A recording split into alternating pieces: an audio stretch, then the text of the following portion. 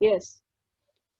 तो ये जो चैप्टर है ना बेटा ऑर्गेनिक केमिस्ट्री, इसमें आपको एक्चुअली थोड़ी सी केमिकल बॉन्डिंग की भी नॉलेज चाहिए। वो चैप्टर अभी हमारा हुआ नहीं है, तो जो कंसेप्ट उसके ज़रूरत पड़ेगी थोड़ा सा मैं आपको वो समझाऊंगी। इसमें हमें थोड़ा सा हाइब्रिडाइजेशन के बारे में नॉलेज होनी चाहिए, एंड सिग्मा बॉन्ड क्या होते हैं, पाई बॉन्ड क्या होते हैं। तो जैसे ही आएगा बीच में मैं आप लोगों को ये चीज़ें बता दूंगी। ठीक है। अच्छा चलो बेसिक से स्टार्ट करते हैं। तो बेटा पहले क्या था, बहुत पहले मतलब पूरे जो कंपाउंड्स थे उनको दो क्लासेस में डिवाइड किया जाता था।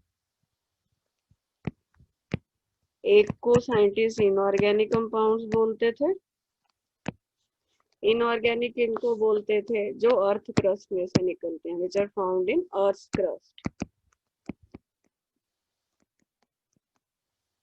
ठीक। एंड ऑर्गेनिक इनको बोलते थे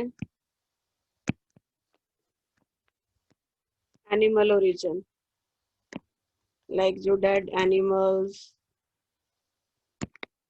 डेड प्लांट्स या लिविंग ऑर्गेनिजम्स,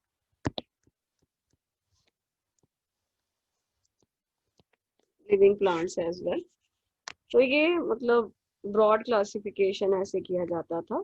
बहुत पहले ये चीज़ मानी जाती थी कि पूरे जो है दो तरीके के कंपाउंड्स एग्जिस्ट करते हैं। एक तो इनऑर्गेनिक कंपाउंड्स हैं जो अर्थ की क्रस्ट से मिलते हैं, and second are the organic compounds जो लिविंग ऑर्गेनिज्म से डेराइव होते हैं, डेड एनिमल्स, डेड प्लांट्स या लिविंग ऑर्गेनिजम्स। ठीक। तो हुआ क्या, ये जो थ्योरी थी ये ठीक मानी जाती थी, और एक साइंटिस्ट था बर्जीलियस। क्या नाम था उसका? बर्जीलियस। तो उसने भी इसको जो क्लासिफिकेशन थी उसको जस्टिफाई ही किया कि हाँ जी ये जो ऑर्गेनिक कंपाउंड्स हैं इनको हम ऑर्गेनिक इसीलिए बोलते हैं क्योंकि ये लिविंग से बनते हैं, वहां से ये वर्ड ऑर्गेनिक आया। और Berzelius proposed a theory which is known as vital force theory.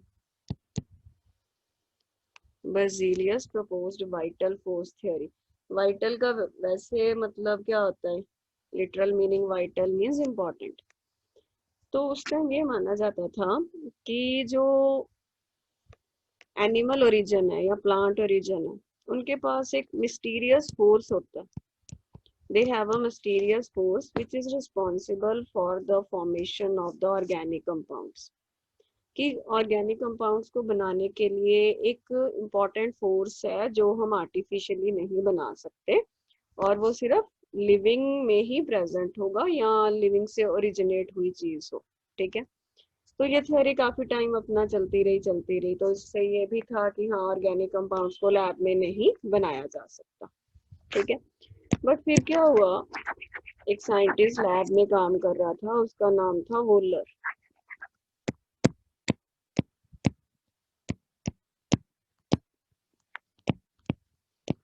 Volar था। तो वो लैब में काम कर रहा था, तो क्या हुआ, वो ये कंपाउंड अमोनियम साइनाइड बोलते हैं इसको, अमोनियम साइनाइड। ठीक है। तो कंपाउंड के साथ वो डील कर रहा था, this is an inorganic compound. ठीक। तो क्या देखा उसने कि उसका रीअरेंजमेंट हो गया। तो वो कंपाउंड के साथ वो डील कर रहा था, इनऑर्गेनिक कंपाउंड के साथ अपनी कोई रिसर्च कर रहा था। ठीक है। तो ये रीअरेंजमेंट होके ये कंपाउंड बन गया यूरिया। उस टाइम तक तो ये माना जाता था कि यूरिया जो है that is present in the urine of animals, मतलब that was considered to be organic compound. तो ये माना जाता था कि लैब में तो बनेगा ही नहीं क्योंकि वाइटल फोर्स थ्योरी चल रही थी।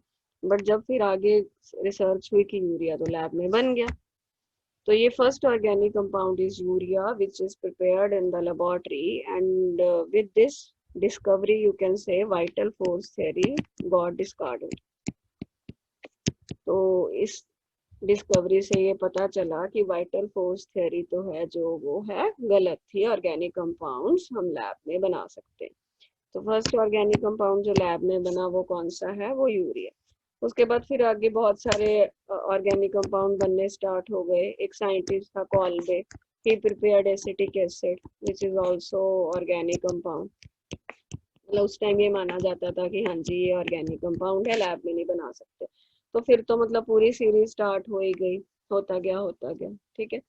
बट फिर प्रॉब्लम क्या आई कि ये क्वेश्चन आया कि now how to define organic compounds. Why? Because earlier the name organic was given on the basis that which could be derived only from the organisms, ठीक है। तो अब ये दिक्कत हो गई कि इसको डिफाइन कैसे किया जाए। तो अलग अलग फिर डेफिनेशंस आने लग गई। कई लोगों ने ये सुजेस्ट किया कि ऑर्गेनिक कंपाउंड्स उनको बोल देते हैं जिनमें कार्बन है, क्योंकि सभी ऑर्गेनिक कंपाउंड्स में कार्बन तो मिल ही रहा था, ठीक है, ये चीज भी चली। बट फिर ये देखा कि काफी inorganic compounds they also have carbon, like your carbon dioxide, cyanides, carbides, carbonates, all these are inorganic compounds but they still have carbon। तो हम ये ऐसे नहीं डिफाइन कर सकते कि जिसमें कार्बन है वो सिर्फ और सिर्फ ऑर्गेनिक ही हो सकता है, ये तो है नहीं। तो फिर लेटेस्ट डेफिनेशन क्या आई कि ऑर्गेनिक कंपाउंड्स क्या हैं, जो आज तक डेफिनेशन चल रही है, organic compounds are the hydrocarbons and their derivatives. What are the organic compounds? They are the hydrocarbons and their derivatives. Now, what is the meaning of hydrocarbon? Compounds made up of hydrogen and carbon, they are called hydrocarbons. Like we have methane. ठीक है, ये तो समझ में आती है हमें hydrocarbons क्या है। बट साथ में हमने क्या लिखा है कि hydrocarbons and their derivative. Derivative means suppose this is the methane and I replace one hydrogen atom with some other atom, say chlorine. So this compound is the derivative of the hydrocarbon. It is also considered to be organic compounds. So hydrocarbons and their derivatives, these are the organic compounds. इतना समझ में आ गया?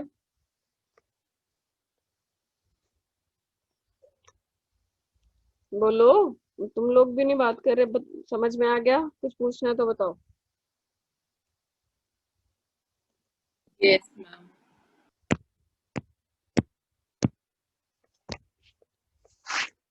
अच्छा, अब आगे चलने से पहले थोड़ा सा मैं आपको बॉन्डिंग का आइडिया दे देती हूँ, जो चीजें आपको चाहिए। तो बाकी चीजें फिर उसके साथ थोड़ा लिंक्ड है, फिर बेटर समझ में आ जाएगा, ठीक है। तो ऑर्गेनिक कंपाउंड्स को हमने डिफाइन तो कर ही लिया। तो बेटा बॉन्ड, केमिकल बॉन्डिंग में ना आपको बॉन्ड्स पढ़ाए जाएंगे। अच्छा, एटॉमिक स्ट्रक्चर में आप लोग ऑर्बिटल्स तो जानते ही हो क्या होते हैं। Kabir, are you listening to me? Yes, ma'am. Orbitals, जैसे आप लोगों ने तो शेप्स भी पढ़ चुके हो, पहले हम लोगों ने पढ़ा था, जैसे एस की शेप से फेरिकल है, ठीक है। चलो मैं आपको एक एग्जांपल देती हूँ। हाइड्रोजन, हाइड्रोजन मॉलिक्यूल कैसे बनता है? You know that hydrogen molecule कैसे बनता है? हाइड्रोजन प्लस हाइड्रोजन, दो एटम कंबाइन होते हैं।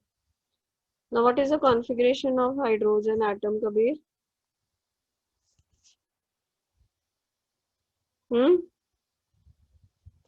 Yes, ma'am. सोना नहीं है, कॉन्फ़िगरेशन बता हाइड्रोजन एटम की।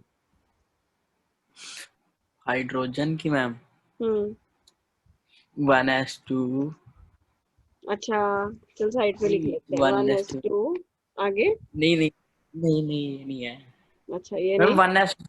1s हम्म, वन एस आगे बोलो।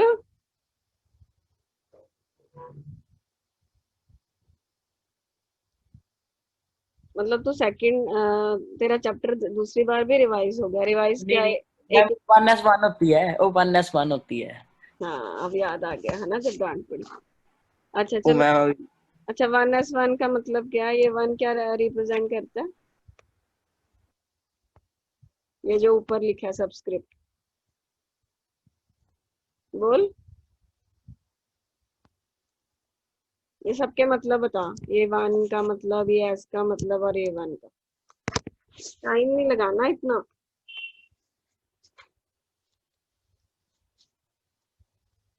चल मान्या बता।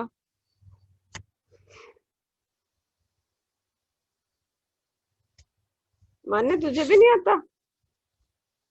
नहीं आता है, आपने उससे पूछा। मैंने अब तुझे बोला है ना, बता। मैम, अच्छा, ये फर्स्ट शेल में एस ऑर्बिटल में एक इलेक्ट्रॉन है। हम्म ये जो वन है ऊपर, मतलब एक इलेक्ट्रॉन है। ये इसीलिए लिखा है क्योंकि every hydrogen atom has one electron. Now what will happen, suppose this is one S, ठीक है, this is the nucleus, and you know that actual orbital is there ना। ऐसा तो है नहीं कि एक्चुअल में ऐसा नहीं होता कि ये न्यूक्लियस है और ये आपको एक डॉट दिखेगा। ऐसा पिक्चर बनता है माइंड में, बट ये सही नहीं है। हेजनबर्ग ने और डी ब्रॉगली ने बता दिया था ना कि इसका वेव लाइक बिहेवियर है, और we can tell only the probability. ये सारे डॉट्स प्रोबेबिलिटी बता रहे हैं, ये नहीं बता रहे कि इतने सारे इलेक्ट्रॉन्स है, ये प्रोबेबिलिटी बता रहे हैं। ठीक है। नाउ मैं एक और क्यों बना रही हूँ कबीर, एक ही क्यों नहीं बना रही? मैम क्योंकि हाइड्रोजन के 2 हैं क्या टू है? एटम्स। हाँ, क्योंकि हम हाइड्रोजन मॉलिक्यूल बना रहे हैं। तो होगा क्या बेटा, ऐसा इमेजिन करो कि दो बॉल्स हैं, जैसे कबीर क्रिकेट खेल रहा है, दो क्रिकेट बॉल इमेजिन करिए एक दूसरे के नजदीक आ रहे हैं। ठीक है। तो आते जाते हैं तो एक टाइम ऐसा आता है कि इनके इलेक्ट्रॉन क्लाउड्स की पार्शियल ओवरलैपिंग हो जाती है। क्या हो जाती है? Partial overlapping. पार्शियल मीन्स ऐसा नहीं है कि पूरी तरह ही एक दूसरे में मर्ज हो गए, some portion of their electron cloud जो है वो मर्ज हो जाएगा। तो एक डिस्टेंस पे आके वो स्टेबल हो जाते हैं। मैंने आपको कितनी बार समझाया, स्टेबिलिटी का मतलब क्या होता है? Minimum energy. जब इस सिस्टम की एनर्जी मिनिमम हो जाएगी तो वो स्टेबल हो जाते हैं। ऐसा क्यों बोल रही हूँ मैं minimum energy means, you know that minimum energy कब होगी? When there will be maximum attraction. क्योंकि इससे ज्यादा और नजदीक आएंगे तो फिर न्यूक्लियस न्यूक्लियस में रिपल्शन होना स्टार्ट हो जाएगा। तो एक डिस्टेंस पे आके वो सिस्टम स्टेबल हो जाता है, एंड हम बोलते हैं कि उसमें बॉन्ड बन गया। और ये डिस्टेंस को हम बोलते हैं बॉन्ड लेंथ। कौन से डिस्टेंस को? कि जब उनकी एनर्जी मिनिमम हो गई है, मीन्स उनकी स्टेबिलिटी मैक्सिमम हो गई है,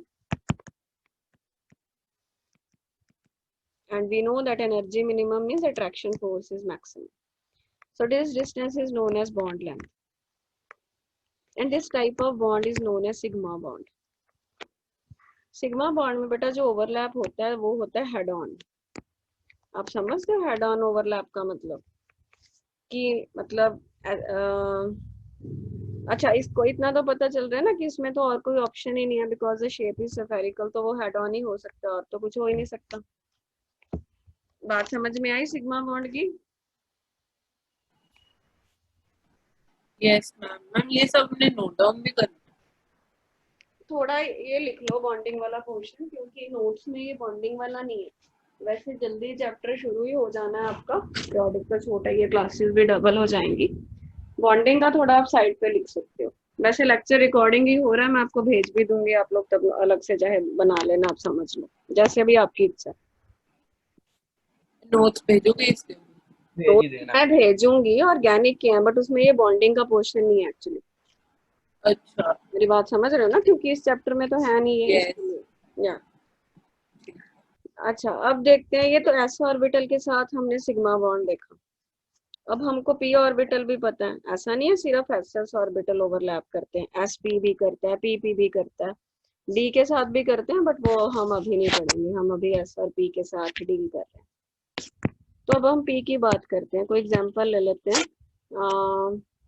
सिंपलेस्ट एक ले लो, मिनट करना, एफ। पीछे वाला।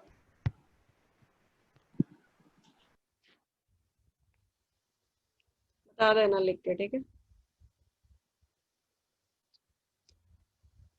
कबीर तेरे को एग्जाम्स नहीं होने, फाइनल ही होंगे अब सीधा? मैम मैंने दिए नहीं। अच्छा, फाइनल तो देने हैं, क्या वो भी नहीं देने? मन तो कर नहीं रहा। कंपल्सरी नहीं है? नहीं मैम। प्लस टू के कंपल्सरी होंगे दोस्तों। Yes ma'am. कि वो भी ऐसे ही कोई जुगाड़ लगाएगा? वो तो नहीं लगेगा, बोर्ड है। कोई नहीं मैम, देख लेंगे +2 की +2 में। ठीक है।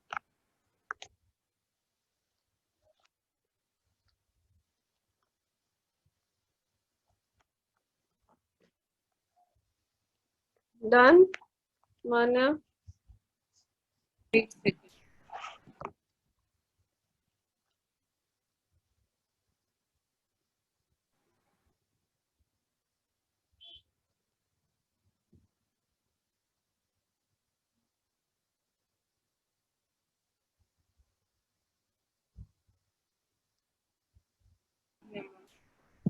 हो गया? Yes. Now let us take example of F2. अब जो आप छोटी क्लास में पढ़ के आते हो, ठीक है, फ्लोरीन मॉलिक्यूल भी होता है, तो which is a gas at room temperature. जो हम फ्लोरीन गैस की बात करते हैं वो F2 एग्जिस्ट करता है। It is a diatomic molecule actually. It is formed from two fluorine atoms. who will tell me the configuration of fluorine? जल्दी बोलो। 1s2 2s2 1s2 2s2 2p5 2p5।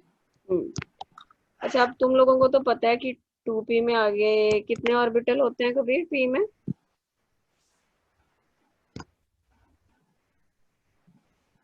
Kabir? में मैम पी में ma'am होते हैं 3। पूछ रहा क्या बता रहा है? नहीं बता रहा हूँ कौन कौन से? मैम। पी में कौन से होते हैं? P X, P Y, P Z. No, मान लो मैं 2p5 को इलाबोरेट करके लिखना चाहती हूँ, कैसे लिखूंगी? तुम लोगों को सारा सिखाया हुआ है, 2 बार हो चुका इतना डिटेल में।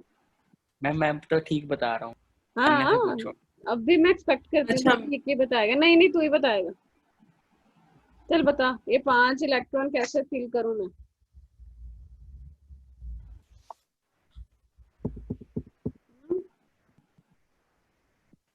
फिलिंग तो आती है ना, फंड्स रूल। मैं इसको ऐसे लिख सकती हूँ 1s2 2s2 2px2 2py2 2pz1। Isn't it? मान्या, समझ में आया? Yes ma'am. Yes ma'am. Now देखो, 2pz में एक इलेक्ट्रॉन कम है, तो वो भी अपना पूरा करना चाहेगा, ठीक है? तो होगा क्या? तो अब मैं सिर्फ यहाँ पे 2pz बनाऊंगी। अच्छा, एक बात आपको और बतानी है। वैसे तो आप जिस मर्जी को, जैसे मान लो ये x है, आप जनरली इसको x लेते हो, ये y लेते हो, ये z लेते हो, ऐसे ही लेते हैं ना। बट जब हम बॉन्डिंग समझते हैं ना बेटा, ये वाली चीज को हम z एक्सिस मान के चलते हैं। ये उन लोगों ने मतलब ऐसे रख दिया है कि इसी को ही हम इंटरन्यूक्लियर एक्सिस मान के चलते हैं। जस्ट एक जैसे बोलते हैं नहीं कि हाँ इसको ऐसा फिक्स कर दिया, तो ये चीज ध्यान में रखना। समझ में आई मेरी बात? तो ये आपका 2pz मैंने बना लिया, ठीक है। अब इसको ऐसा मानो कि जस्ट चलो शो कर देते हैं कि इसमें एक इलेक्ट्रॉन है, ये वाला। तो ये एक फ्लोरीन एटम की कहानी है। Now second fluorine atom has the same situation, उसमें भी एक ही होगा, इजंट इट?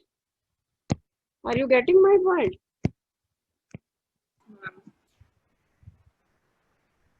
तो अब होगा क्या बेटा, देखो मैंने बाकी सारी चीजें मैंने नहीं दिखाई, इसके बाकी पी क्यों नहीं दिखाया मैंने, या 2s क्यों नहीं दिखाया, 1s क्यों नहीं दिखाया? जो आप लोगों को याद है छोटी क्लासेस में आप ऐसे करते थे, इसके 7 दिखाते थे, याद होगा, 10th में ही करके आया हो। तो ये वाले दोनों ही मतलब शेयरिंग में करते हैं, इनका तो कुछ नहीं होता बेटा। जल्दी थोड़ा रिस्पॉन्स दो, ठीक है? तो इसीलिए मैंने ये चीज नहीं बनाया, क्योंकि ये बॉन्डिंग में पार्टिसिपेट नहीं करेंगे, क्योंकि ये तो अपना अपना जितना उनका मैक्सिमम कैपेसिटी ऑलरेडी है। तो अब ये अप्रोच करने लगेंगे एक दूसरे को। इमेजिन वही करना है कि ऑर्बिटल है, इलेक्ट्रॉन का क्लाउड है, तो ये सेंटर में न्यूक्लियस है, ठीक है। अब ये अप्रोच करने लगे तो इनका पार्शियल ओवरलैपिंग हो जाएगी, तो एक डिस्टेंस पे आके स्टेबल हो जाएंगे, तो हम बोलेंगे बॉन्ड बन गया। अब ये भी सिग्मा बॉन्ड। आप लोग एक बार ये पिक्चर देख लो, मैं फिर वीडियो ऑन करके आपको पेन की हेल्प से सिग्मा और पाई बॉन्ड में डिफरेंशिएशन करके दिखाऊंगी। तो ये पहले वाला पाई बॉन्ड था। एस तो पाई बॉन्ड बनाता ही नहीं, पहले वाला भी सिग्मा ही था। एस तो हमेशा ही सिग्मा बनाएगा, S S overlapping is always sigma, याद रखना। बेटा कैसे होगा मैम पर? ये साइन चेंज नहीं हो गया? सिग्मा हमेशा ऐसे होता है, पाई ऐसे होता है। अच्छा ठीक। Head on overlap is always sigma, यहाँ पे भी हेड ऑन ही हो रहा है। समझ में आया ये? Yes ma'am. मैम ये जो 2 इलेक्ट्रॉन होंगे ये ऑपोजिट स्पिन के होंगे? हाँ ऐसे यहाँ दिखा लो, यस, तभी स्टेबिलिटी होती है। ठीक। अब नोट करना है या बाद में कर लेना सुन के, अब मुझे पढ़ाने दो, ठीक है? मैं यस रिकॉर्डिंग भेज कर दूंगी। लिया नोट। चलो ठीक है। अब अच्छा एक बात देखो, अभी तक हमने एसएस ओवरलैपिंग पढ़ी है और पीपी ओवरलैपिंग पढ़ी है। SS overlapping it will always be sigma, PP overlapping can be sigma, it can be pi. Sigma वाला तो हमने पढ़ लिया, पाई वाला भी पढ़ेंगे, बट उससे पहले हम एसपी ओवरलैपिंग भी देख सकते हैं। जैसे एग्जांपल आप एचएफ ले लो, इसमें एसएस ओवरलैपिंग में हमने H2 की एग्जांपल ली थी और पीपी की सिग्मा में हमने F2 की एग्जांपल ली थी। अब पीपी की पाई में ऑक्सीजन आ जाएगा या नाइट्रोजन भी ले सकते हैं। तो उससे पहले मैं आपको एसपी ओवरलैपिंग समझा देती हूँ, वो लिटिल बिट इजी है। Let us take example of hydrogen fluoride. Now what is hydrogen fluoride? It is formed from collaboration of hydrogen atom and fluorine atom. You know hydrogen atom has 1s1 and fluorine atom we have just discussed 1s2, 2s2, 2px2, 2py2 and 2pz1. Now तो इतना तो हमें दिख ही रहा है कि hydrogen का 1s और फ्लोरीन का 2pz दे विल ओवरलैप। इतना तो आपको पता लगने लग गया होगा। Yes ma'am. तो हाइड्रोजन का एस का शेप से फेरिकल है, क्रिकेट बॉल इमेजिन करो, और ये जो 2pz है तो ये ऐसी एक्सिस पे है, बिकॉज हम z को ये वाला लेते हैं बॉन्डिंग में, तो ये अप्रोच करने लगे एक दूसरे को और वो ओवरलैप कर जाएंगे, एक डिस्टेंस पे आके पार्शियल ओवरलैपिंग हो जाएगी। तो ये भी हेड ऑन ही हो रहा है इस केस में। तो ये हो गया सिग्मा बॉन्ड।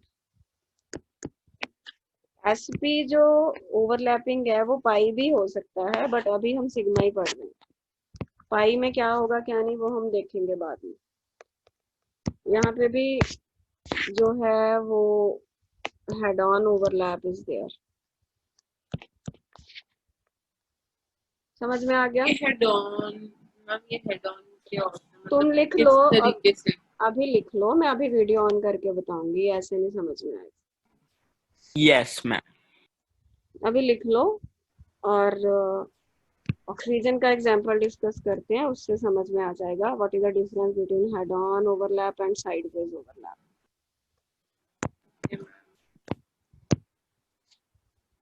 करूं पिछला? क्या हो गया था? नहीं मैम, कर लिया नोट। चलो ऑक्सीजन की बात करते हैं। Oxygen is formed from O+O, ठीक है? Now tell me the configuration of oxygen atom, Kabir. Ma'am oxygen की हम्म 1s2 हम्म 2s2 हम्म 2p4। अब 2p4 को इलेबोरेट कर दे। हर्ट्ज रूल क्या बोलता है बेटा? कि पेयरिंग नहीं होनी जब तक एक एक इलेक्ट्रॉन सेम स्पिन का नहीं आ जाता in the degenerate orbitals belonging to same subset.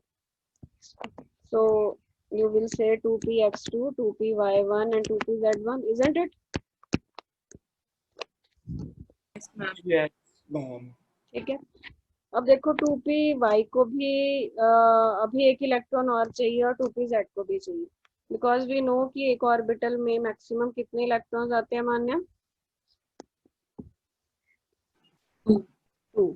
तो इस 2py में भी अभी 1 है, 2pz में भी 1 है, तो दोनों को एक एक और चाहिए। तो कीप इन माइंड कि ये जो सिचुएशन है ये सिर्फ एक ऑक्सीजन एटम की सिचुएशन है। Same situation will be with second oxygen atom also, ठीक है? Now let's see. अब देखो, अच्छा बेटा रिज्वाइन करना है क्योंकि ये पेड आईडी तो है नहीं, 40 मिनट्स बाद ये 10 मिनट्स बचे हैं, शो होने लग गया। फिर की आज क्लास 1 आवर की, और क्या। चलो इधर देखो, अब 2p के बेटा ये सिचुएशन है, देखो ये 2p-Z है, दोनों ऑक्सीजन एटम। अभी मैं ओवरलैपिंग नहीं शो करूंगी, जस्ट ऐसे ही दिखा रहे हैं। तो एक्स और वाई में आप जो मर्जी जिस मर्जी को सपोज कर सकते हो। तो ये ब्लैक वाले चलो हम एक्स मान लेते हैं, और ये देखो मैं कलर डिफ्रेंशिएट कर रही हूँ ताकि आपको अच्छे से समझ आ जाए। आप ये इमेजिन कर पा रहे हो 3D में? चलो मैं अब ऑन करती हूँ वीडियो, तभी आपको समझ में आएगा। Just give me 1 minute.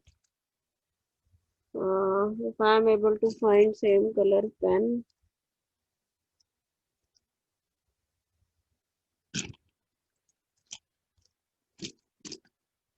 चलो पेन तो नहीं मिल रहे सेम कलर के, ऐसे ही समझाऊंगी, देखना जरा।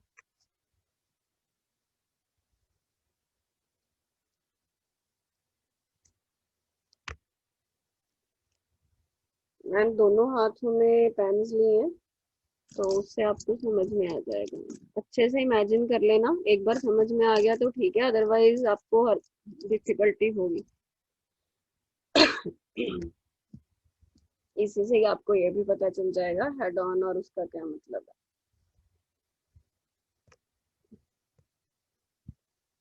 ये देखो जरा, देख पा रहे हो?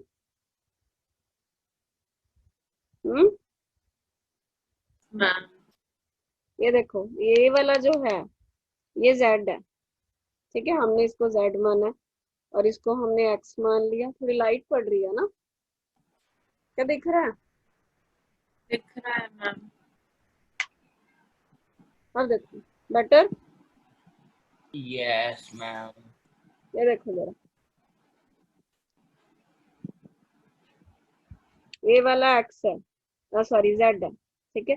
अब ये दूसरी ऑक्सीजन का जेड आया, उसका मैंने अकेला जेड लिया, वो ऐसे अप्रोच कर रहे हैं, तो ये हेड ऑन ओवरलैप बोलते हैं इसको। ऐसे जैसे एक्सीडेंट नहीं होता, हम बोलते हैं हेड ऑन कोलिजन हुआ, वो चीज है। समझ में आई ये बात? तो जो यस मैम। ये जेड है एक का, ये दूसरी का, तो ये दोनों सिग्मा बॉन्ड बनाएंगे, ठीक। अब मैं ये वाला हटा रही हूँ क्योंकि मैं यहाँ पे तीनों नहीं होल्ड कर पाऊंगी। अब आ जाओ ऑक्सीजन का, जिसको हमने एक्स माना था, एक्स तो दोनों ऑक्सीजन के भरे हैं, तो वो पार्टिसिपेट नहीं करेंगे क्योंकि दोनों ऑक्सीजन के एक्स एक्स भरे हैं। अब आ जाओ वाई पे, इस ऑक्सीजन का वाई ये है, ये ब्लू वाला, आपको ये एंड दिख रहा होगा, ये वाई है। अब इसमें भी एक इलेक्ट्रॉन है, और ये दूसरी ऑक्सीजन का। अब ये देखो, ये ऐसे ओवरलैप कर रहे हैं, इस ओवरलैप को बेटा साइडवेज ओवरलैप बोलते हैं। समझ पा रहे हो?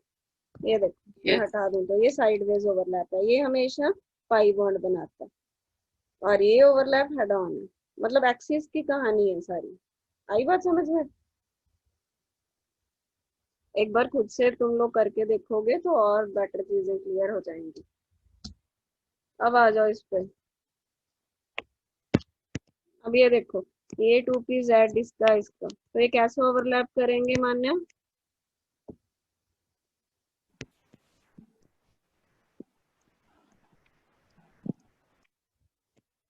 सुन नहीं रही मेरी आवाज? नहीं मैम, आपकी दिखे यहाँ मेरे को नेटवर्क स्लो हो गया। हम आपकी बात तो सुन रही है।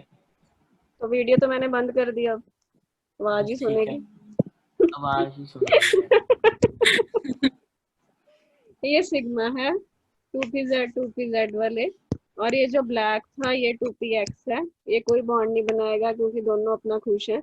और ये जो ब्लू है, आप इसको इमेजिन कर पा रहे हो ब्लू को? ये 2py है, यस ये साइडवेज ओवरलैप करेगा, ये ऐसे, और ये पाई बॉन्ड बनाएगा। समझ आ रही है कुछ क्या नहीं मैम। है? ऑक्सीजन में तुम लोगों को ये मालूम है कि डबल बॉन्ड होता है, तो डबल बॉन्ड हमेशा एक सिग्मा होगा एक पाई होगा। डबल बॉन्ड में always there is one sigma and one pi. ये समझ आई बेटा? डायग्राम बहुत इंपॉर्टेंट है, ये बॉन्डिंग में बहुत ज्यादा आएंगी आपको, और ऑर्गेनिक में भी इसके क्वेश्चंस आते हैं। You have to draw this diagram as well sometimes. इसको ऑर्बिटल मैम ये डायग्राम। ब्लैक वाला वाई एक्सिस नहीं होता? अरे वैसे जिस मर्जी को ले लेते हैं, ऐसा कोई फिक्स नहीं है बेटा। वो मैंने रख दिया, उसको वाई बना ले, उसको एक्स बना ले, तब भी वो साइडवेज ही करेगा। इमेजिन करके देखना जैसे मैंने पेन बनाए थे, अपने हाथ में लेके तीनों, आपको एक्स वाई एक्सिस तो आते हैं ना इमेजिन करने?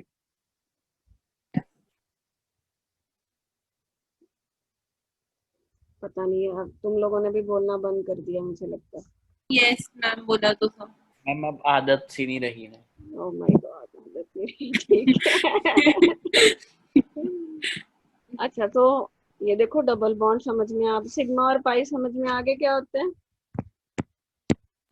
आ गया मैम।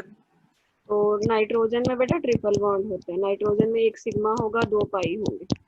बना भी सकते हो आप लोग, खुद से बनाना चाहोगे? Yes ma'am. करो जरा, फटाफट करो। नाइट्रोजन में 1s2 2s2 2px1 2py1 2pz1। now 2s is already filled but p के जो तीनों है they are half filled मतलब individually, so we need to draw all the three. Let it be 2pz, it is having one electron. Let it be 2px or 2py, whatever you want to keep. And third one, blue one, let it be 2py.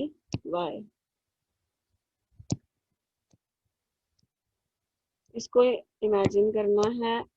तो अब ये दूसरा का भी same ही scenario है। Ma'am इसमें 2 pi bond है, 1 sigma. हाँ बिल्कुल सही। ठीक है। अब ओवरलैपिंग समझ में आने लगी क्या, साइडवेज और उसमें क्या डिफरेंस है? ये हेड ऑन यस होगा, मैम। इसका भी साइडवेज होगा और इसका भी साइडवेज। अच्छा, एक बात आपको और बतानी है, वैसे बॉन्डिंग में सारा आ जाएगा। जो बेटा साइडवेज ओवरलैप होता है ना, जैसे देखो ये मान लो मैं सिर्फ 2px दिखा रही हूँ दोनों के, आप लोगों को ये तो दिख रहा है कि ये ओवरलैप करें, वो इधर से भी करते हैं, बट इसको एक ही ओवरलैप में गिनते हैं। ये साइडवेज ओवरलैप की खासियत होती है कि एक पाई बॉन्ड है, ये दो पाई बॉन्ड नहीं है। इमेजिन कर रहे हो मैं क्या बोल रही हूँ? जो साइडवेज ओवरलैप करते हैं ना ऑर्बिट, क्योंकि डंबल अब इस शेप में है तो वो ऊपर से भी करते हैं और नीचे से भी करते हैं।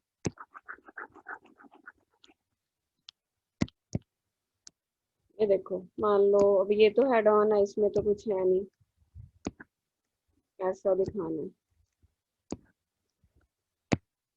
तो ये तो अपना सिग्मा बना दे रहे हैं, ये 2px है एक का, ये 2px दूसरे का, बट ये यहाँ से भी करेंगे और ये यहाँ से भी करेंगे। ये 2py एक का, ये दूसरे का, ये यहाँ से भी करेंगे, यहाँ से भी करेंगे। सिमिलरली ये, तो इसको कंफ्यूज मत हो जाना कि टोटल 5 बॉन्ड है, ये ओवरलैप दिखाना होता है इस तरीके से। बॉन्ड 3 है, एक sigma 2 pi. Is it clear? Yes ma'am. एक तो ये नॉलेज आपको थोड़ी चाहिए, हमेशा याद रखना है कि जब भी ट्रिपल बॉन्ड है, 2 पाई एक sigma, single bond will always be sigma, double bond will always be 1 sigma 1 pi. Ma'am ये फिर जेड वाला तो हमेशा वही वाला, जेड वाला तो हमेशा सिग्मा ही बनाएगा। हाँ, क्योंकि हमने z एक्सिस को उस डायरेक्शन में इमेजिन किया है, इसलिए z वाला हमेशा सिग्मा ही बनाएगा। एक्स और वाई कोई भी ले सकते हैं, जेड वाला का हाँ स्पेसिफिक है। हाँ, वो ऐसे रख लिया बस, मतलब एक फिक्स करना था तो इजी समझने के लिए इसीलिए कर लिया, और कोई बात नहीं। अब देखो हम बात कर रहे थे ऑर्गेनिक कंपाउंड्स की, ठीक है? ऑर्गेनिक कंपाउंड जब हमें पता है क्या होते हैं, हाइड्रोकार्बन्स, HC को मैंने हाइड्रोकार्बन रख लिया, and their derivatives. And you know, ये तो इतना छोटी क्लास में भी पढ़ा आपने, hydrocarbons they may be saturated, they may be unsaturated. What is the meaning of saturated and unsaturated, Kabir? Saturated means all carbon-carbon bonds are single bonds. Single bonds means all carbon-carbon bonds will be only sigma bonds. If this is a situation, then they are saturated hydrocarbons, जिनको आप लोग alkanes बोलते हैं। आई बात समझ में? Now, unsaturated, they may be alkenes, they may be alkynes.